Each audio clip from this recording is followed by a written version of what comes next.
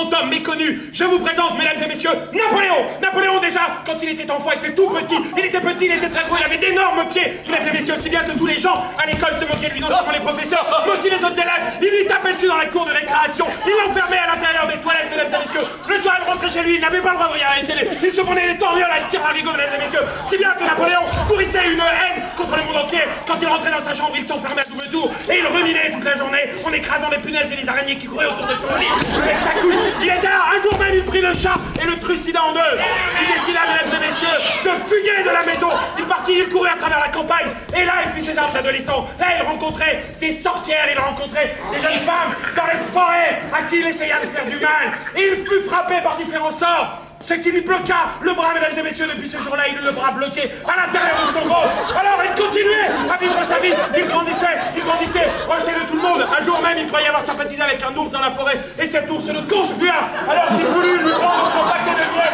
Mesdames et messieurs, alors, il avançait, il se dit que la seule solution pour retrouver sa superbe était d'être élu empereur, mesdames et messieurs. Alors il décida de monter une armée, il décida de faire aller les nobles contre les bourgeois, contre les paysans, et de mettre en guerre tout le monde, de sorte qu'il put régner sur la discorde et le chaos. Ils s'entretuèrent tous, mesdames et messieurs.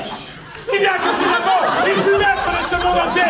Il était là, il dirigeait les armées. Mais au fur et à mesure qu'il avait tout, il avait le pouvoir, il avait l'argent, il avait les femmes, mesdames et messieurs.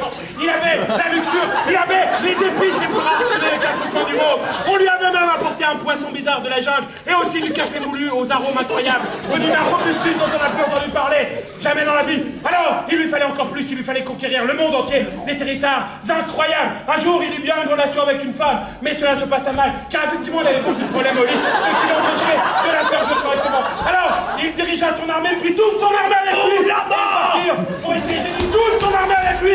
J'ai mis toute son armée avec lui. Et partirent, ils traversèrent les grands océans et les plaines glacées de la Russie. Et là, ils furent saisis par l'hiver, mesdames et messieurs. Il faisait froid, ils commencèrent à se glacer les uns les autres. Ils avaient des stalagmites et des stalactites qui leur pendaient au bout du nez. Et petit à petit, toute l'armée fut décimée. Alors ils décidèrent de partir, mais furent pris par la Bérésina. Et oui, ils restèrent les pieds liés à l'intérieur de la glace, il commençait à se refermer sur eux. Et là, Napoléon comprit qu'il avait fait une énorme bêtise. Le monde entier bientôt, et surtout la France lui en voulait. Il sentait la révolte de retour dans le royaume et dans l'empire. Il sentait la révolte gronder sous ses fenêtres, les gens qui le conspuaient, qui ne voulaient plus de lui, mesdames et messieurs. Si bien qu'il fut passé à un tribunal d'exception, le juge jugea qu'il n'était plus apte à s'occuper de la France et le dégagea dans une île. Alors il s'enferma entre quatre barreaux sur une île où il finit sa vie tranquillement. Hey!